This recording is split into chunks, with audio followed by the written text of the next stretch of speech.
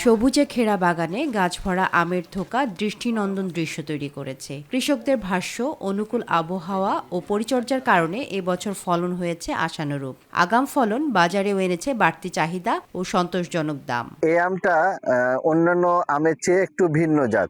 এই আমটা মিষ্টতা পরিমাণটা ভালো আলহামদুলিল্লাহ, এবং এই আমটা সহজে পচে না। সারা বছরই এখন আমগুলো আমরা পাচ্ছি, কারণ একটার পর একটা আমাদের মুকুল গাছে আসতে আছে।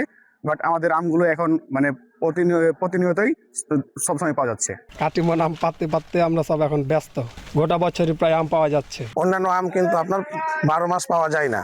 এই কারণে এই আমটি আপনার উৎপাদন করতে অনেকটাই খরচ বেশি হয়। আর এগুলো যেগুলো আপনার কীটনাশক বলেন, সার বলেন, এগুলোর মানে দামটাও অনেক বেশি। শিয়া বাটার ও ভিটামিনে সমৃদ্ধ লিলি বিউটি সোপ, তারুণ্যময় উজ্জ্বল ত্বকের জন্য। গাছের ফলন ভালো, দামও সন্তোষজনক।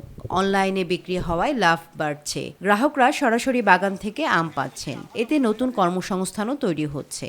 এখন বিস্তর কাটিমন আম চাষ হচ্ছে, তো সেই সুবাদে কাটিমন আম আমিও চাষ করেছি। ইনশাল্লাহ রেজাল্ট ভালো পাচ্ছি। সারা দেশেই চাঁপাইনবাবগঞ্জের আমের ডিমান্ড আছে এবং চলতেছে। কাটিমন জাতটি আগাম ফলনশীল। সঠিক পরিচর্যা করলে কৃষকরাও আরও লাভবান হবেন বলে জানালেন এই কৃষি কর্মকর্তা।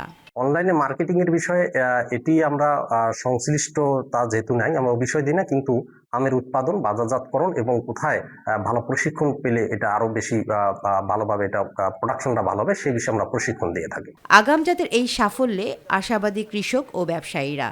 তাদের প্রত্যাশা, এমন উদ্যোগই আম শিল্পে যোগ করবে নতুন সম্ভাবনার দ্বার। তামান্না সাদিকা, মাই টিভি।